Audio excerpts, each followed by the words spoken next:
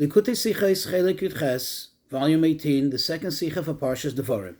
In this Sicha we will learn and we will come to appreciate the uniqueness of this Chumash, this fifth book of the Torah, which we're now beginning, and also its contrast to the other four, the previous four books, Bereshis, Shmos, Vayikra, and Bamidbar. Also, we'll learn an amazing lesson of how it applies to our day-to-day life, especially our service to Hashem, and also how it relates to our era, namely the time in which we're in now, in our preparation, anticipation of the coming of Mashiach.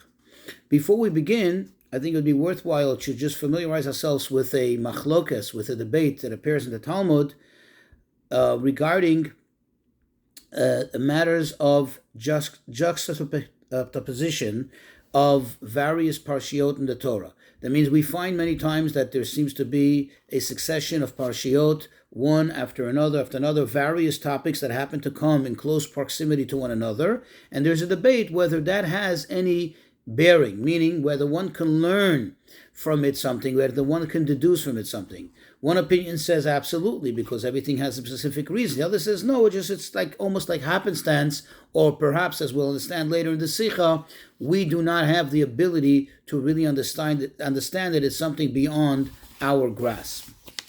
Let's get into the Sicha. In our Parsha, in chapter 1, verse 3, the third pasuk of our Parsha, it says, quote, it was in the 40th year, and it gives us the exact date, and then it says, Diber Moshe Kol Yisrael. Moshe spoke to all the Jewish people. And this begins the narrative of this entire book of the Torah, in which we barely, or hardly, if not almost not at all, find that famous verse, quote, Hashem spoke to Moshe, God said to Moshe, saying, because this is all the words of Moshe. Diber Moshe. Moshe spoke. He said to the Jewish people this entire book of the Torah. So in explaining this, there's two approaches from two of the primary Pashtonei HaMikra. Pashtonei HaMikra means those who offer the Pshat commentary to the Psukim. Pshat meaning the basic, simple interpretation of the verses. One of them we're very familiar with, Rashi, of course. Rashi says that what does it mean it was the Moshe spoke? It was the words of Moshe, it was the words of Tochecha. Moshe offered them words of reproof. In fact, like Rashi explains, that why did he say it all now? Quote, because he didn't want to do it until close to his passing. However, there's another Pashtan, there is another commentary on the pasuk that also approaches the interpretation of the verses from a pshat perspective, pshat meaning the simple basic meaning, and that is the Sforno. And the Sforno says that what is this book all about? This book is all about where hechzir lahem es kol haTorah kula ad hena bichlal, that he went over the entire Torah. Moshe basically repeated everything that's been taught, everything that's been experienced until now. Now it's obvious, says the Rebbe, that these two interpretations, these two commentaries are not in contradiction to one another, because really you cannot argue with a fact. If you look in the entire book, that is the fifth book of the Torah, you will find throughout that there is both. There are many points of reproof, and then there is also many points of repetition, going over, reminding them what they saw, what they experienced, what they learned in the past 40 years. So it's not a matter of arguing with the fact. You can't argue with the fact. Rather, this Chumash, this book of the Torah, contains both. It's just that the difference between Rashi and the Sforno is which of these two is the main gist of this book, is the main point of this book. Rashi says it's this, and the Sforno says it's that.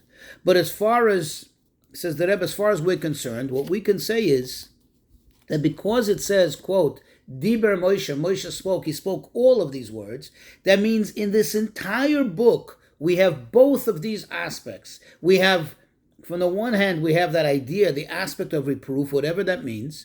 And then we have the aspect of the repetition of the Torah, meaning coming as something which has already been said before, and it's being said over again. In order to understand this, says the Rebbe, let's first take a moment to really appreciate the essence, the point of this fifth book of the Torah.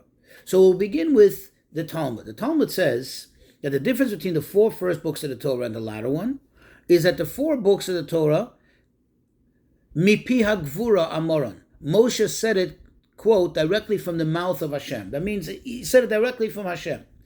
Versus the fifth book of the Torah, the book of Devarim, says the Talmud, Moshe Mipi Atzmo Amoram. Moshe said it from himself, so to speak. Now, of course, says the Rebbe, we can understand that we cannot, God forbid, say that Moshe said it literally on his own from himself. Because in that case, then it's not divine. How is it part of the five books of the Torah? But rather he says, like Rashi emphasizes over there in the Talmud, that it's like, he said it from himself, meaning Hashem said it to him first, and then later Moshe repeated it verbatim as it was told to him.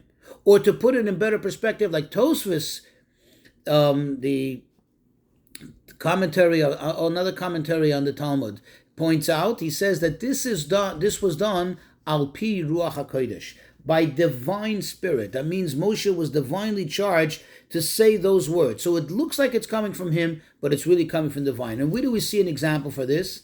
And we actually recite it every day in the Shema. In the second paragraph of Shema, what do we say? We say, V'nasati esev b'sadach alivamtecha. I will give the feed for your animals, and I will make it rain, and so on. I will give rain. Who said those words? That appears in this book of the Torah. Moshe said those words. Is Moshe the one who provides rain? No. Obviously, what Moshe was saying was Hashem's words. He was speaking, so to speak, for Hashem. So the question then becomes, if that's the case, so there is really no difference between the first four books and the fifth book of the Torah. It seems that there is no difference whatsoever, because the Talmud makes a distinction, but here the way we explain it, there doesn't seem to be a distinction. Furthermore, we know that also in practical application, there is a difference between the first four books and the fifth book. In other words, not just in a theoretical, idealistic way of explaining it, but in fact, as we apply it practically. Where do we see that? In the debate that I mentioned in the introduction, the Talmud concludes that, quote, even according to the opinion that we normally do not consider and therefore do not deduce anything from a juxtaposition of two different topics in the Torah. However, in the book of Devarim, in this book, because, quote, Moshe said it from himself, then there is a reason, there is a calculated reason for the order and for how things appear, and therefore even he would concur that indeed you could learn something from it. But the question is, if he said it from divine inspiration, like Tosfos says, or like Rashi says, Hashem said it to him, and he just merely repeated it, then how does that play a role, and how does this change the opinion of that one that normally does not agree with this idea? Says the Rebbe, the answer is as follows. There's another saying of the sages which will shed light on this, and that is the sages tell us, quote, Alpayim shana kodma Torah lo'olam, that the Torah precedes the world by 2,000 years. Now it's obvious and clear that it doesn't mean a quantitative 2,000 years, because in fact time hasn't even been created yet. In other words, time was created right in the beginning of creation, or according to some opinions, right before it. Right before, quote, the first day of creation. But certainly not 2,000 years before. There was no such thing as time. So what then does it mean? So it's obvious that what it means is quality. In quality, in spirituality, in level. The Torah is so above and beyond this universe that we know. And that's what the sages are saying. The Torah is so much greater than this world. And then, of course, the question is, if that's the case, then how then does the Torah become connected to the world? How does it become absorbed in the world if it's beyond the capacity of the world? The answer for that is, just like in the case whenever you have either two opposites or two dynamics that are totally separate from one another, what do? You have a third agent, which is able to connect and bring the two together. In this case, the intermediary is Moshe. You see, because Moshe also possessed two extremes. In the one hand, what do we find? As Moshe said to the Jewish people once, V'nachnu ma, quote, and what are we? Meaning we are but nothing. In other words, Moshe was the epitome of connection to Hashem, and therefore he did not, so to speak, feel himself as a separate entity, as an entity in himself. He was totally null and void, so to speak. He was totally subservient to Hashem. Yet on the other hand, in other words, he wasn't a being at all in that sense. But yet on the other hand, he was the ultimate being, both in strength, in might, in financial means. In fact, to give you an example, the sages tell us that Moshe was so, quote, complete. He was the ultimate being that even in height, even in his body build, he was 10 amos high, 10 cubit feet high, which is, practically speaking, about 16, 17 feet tall. That's how he was built. He was so mighty and powerful, besides his wisdom and so on. So you understand that on the one hand, he was the ultimate spiritual being, and the other hand, he was ultimate material being. So since he possessed these two opposites, he was able to fuse the two. The Torah, which is beyond the world, is so spiritual, is beyond any connection to the world, and the world, which is such a physical, material place.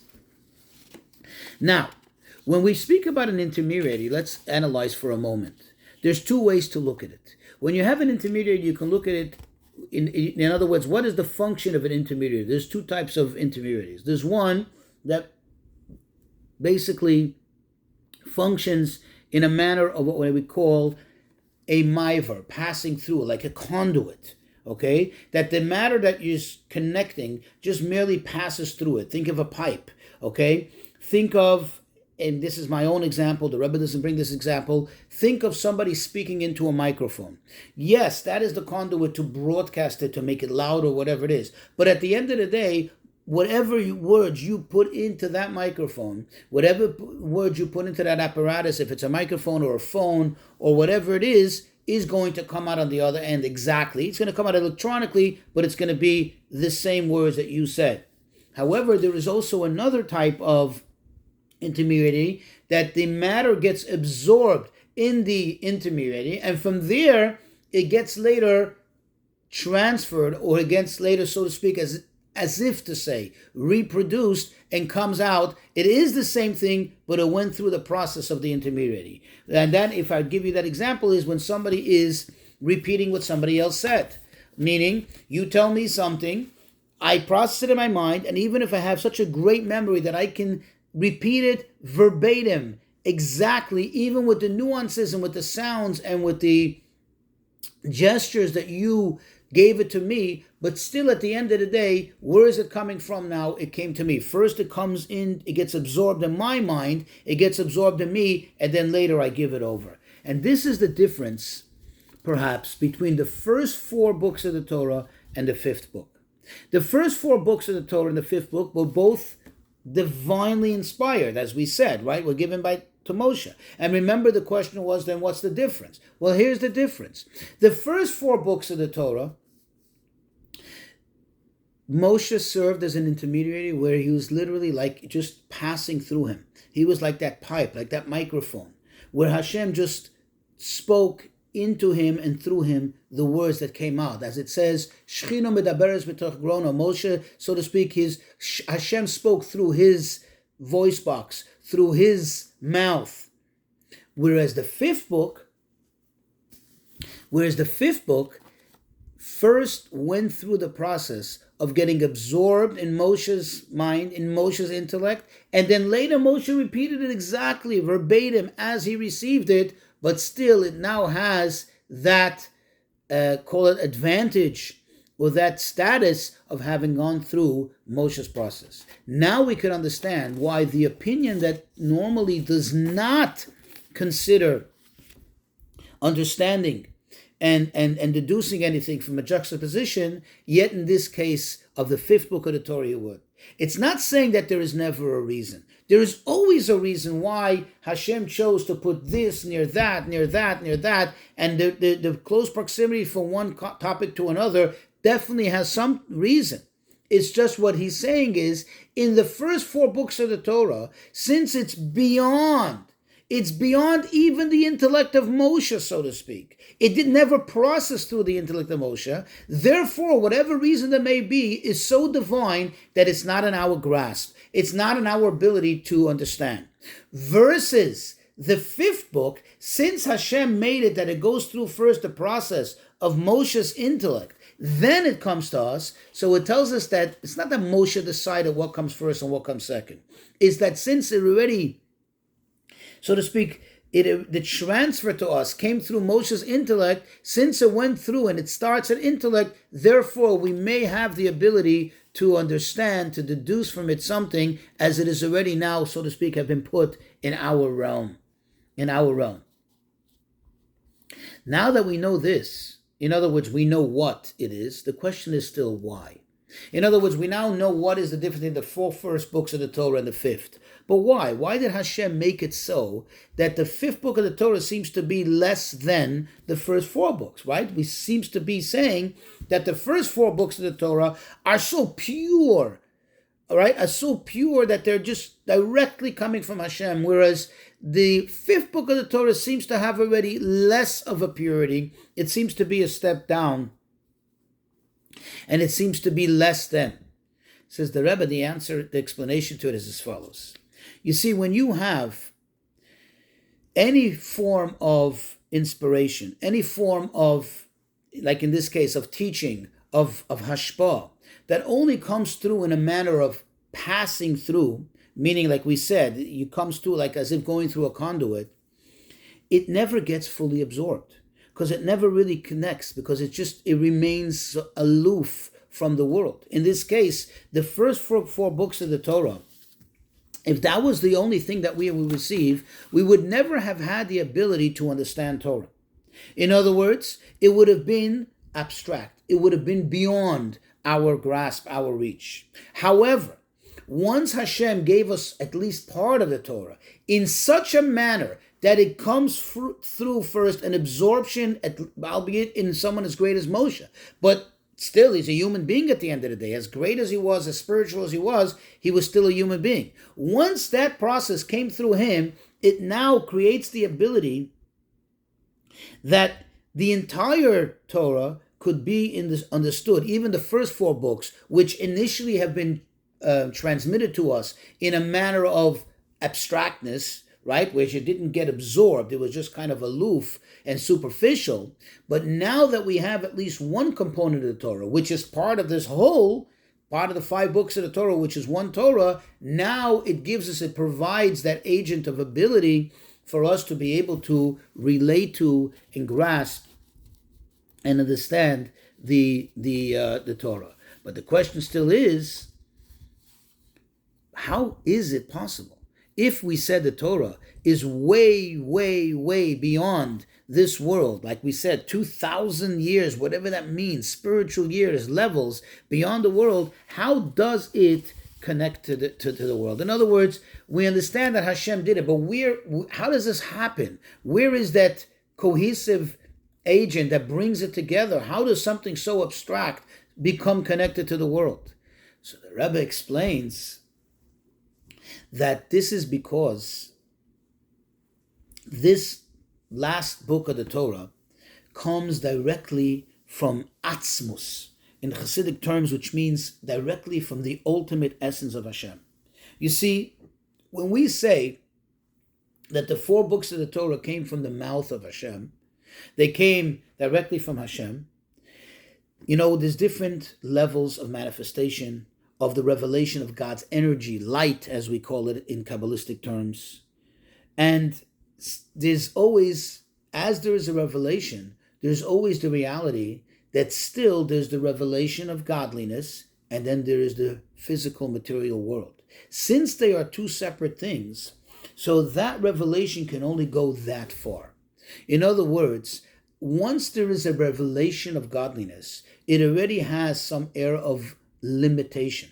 The fact that there is a contraction of godliness and it gets transferred, it gets transmitted to a level lower than itself, tells us that it was contracted and it has some relation to that. However, it doesn't get fully absorbed because there's still 2 separate things. This is spiritual, and this is material. So no matter how much there is a revelation, there is also a disconnect at some level. Whereas when something comes directly from the essence of the divine, not from a manifestation of the divine, since it comes from the essence of Hashem is beyond any whatsoever limitation, even beyond the limitation of spirituality, so to speak. Meaning it's beyond being considered spiritual and not material, or not. It's beyond that. And therefore, for the essence of Hashem, spiritual material is all the same thing, and therefore it can absolutely work on connecting the two. And that's exactly what's explained, as the Ramban explains, Nachmanides, that if you look at the first books of the Torah, it always speaks in third person. In other words, it's like connecting two entities. It always says Hashem spoke to Moshe. It's speaking in third person. That's how the narrative always is. Why? What do you see from that? That at the end of the day, you have Hashem and you have Moshe. You understand? And the idea, the power of the Torah is that it can bring these two things, Hashem and Moshe, who's a human being, who's in the material world, and connect it together, conjoin it together through the speech. But at the end of the day, they still are two separate things. But over here, that Moshe spoke the word of Hashem, meaning it tapped in to such a high level, to the essence of godliness, in which there is no conflict between spiritual and material, and therefore this book actually comes out to be greater, and therefore it has a much far-reaching effect. In other words, typically we assume that when something seems to be so spiritual, so divine, that's greater. No, that's telling you that it's greater because it couldn't really fully absorb, it couldn't really fully connect to the material. When something connects to the material world, to the physical world, that much more, that's an indicator that it comes from a greater, higher source that has such, so to speak, greater spiritual powers to be able to override, so to speak, the differences that would normally be between the spiritual and the material. Now, a good example for this in our lives is when it comes, let's say, for example, in the service of Hashem, to the very, very important mitzvah of teshuvah. What is teshuvah? Somebody went astray. Somebody was very distant from Hashem. And suddenly they have an awakening. They have a great arousal to get connected to Hashem. And that triggers in them a deep sense of remorse for the past and a deep desire to get with the program and to become so connected to Hashem. And in fact, we know that a Baal Tshuva is even greater than a tzaddik. Now, where does this come from? Well, it seems, and it looks like, and so it is, that it comes from the person. The trigger, that inspiration has to come from the person. It cannot come from all these various spiritual levels because he's not getting any spiritual inspiration because he's distant from Hashem. He is disconnected from Hashem all this time. So it's coming from the person. But on the other hand, we know that there's no such thing, there's a rule, there's no such thing as an inspiration without coming from Hashem. There's no such thing as a spiritual inspiration that doesn't come from Hashem. So how can we reconcile the two? The answer is exactly what we said for the fifth book. On the one hand, it seems to come from the person. It looks like it's coming from the person. But on the other hand, deep, deep, deep down, how was this person able to get an inspiration? How was he able to get a subliminal trigger to even have this inspiration that looks to be on his own? Because it came from such a high level, from what we call the concealed essence of Hashem. That's the Kabbalistic term.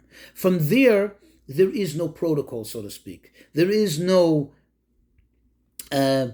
order or sequence of levels and so on that it has to go through and manifest itself. This breaks through all barriers. And likewise, there's something very, very interesting that applies to our time. And this can help us understand the connection between the two. Remember we said the two different opinions of what this book of the Torah is all about. Here's we see how they come together. The idea of tochacha, the idea of reproof, is all about triggering a tshuva in somebody. On the other hand, the idea of repetition, where it's being said over, which it seems to be being said over as if he's saying it from himself, is the aspect of it looks like the person himself is doing it. So it's coming from Hashem, but it's so hidden that it looks like it's coming from the person. Now we'll go to something that applies to our days, to our times, when we're preparing for Mashiach, and we have the revelation of Chassidus. We have the revelation of the Chassidic teachings, and most specifically, Chassidus Chabad. Chabad, which is founded on and elaborately pushes the idea and the point of absorbing it and becoming one with our intellect, our understanding, our wisdom. Meaning that the person has to connect with it. The person has to understand it, even on a human level. So from that perspective, it may seem like that it's something less than, because it kind of like descends to us. It becomes part of us. And this is our preparation for Mashiach.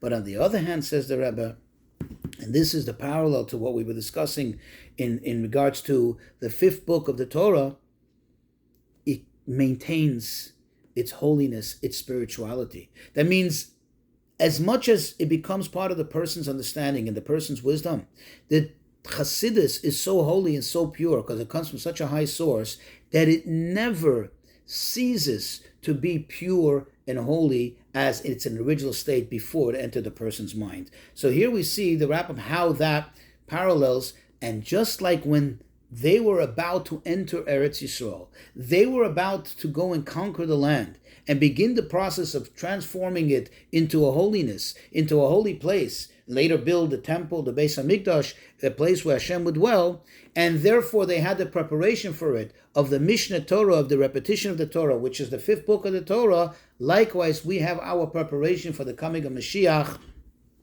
which is the study of Chassidus, which is parallel to that, has the same basic aspects.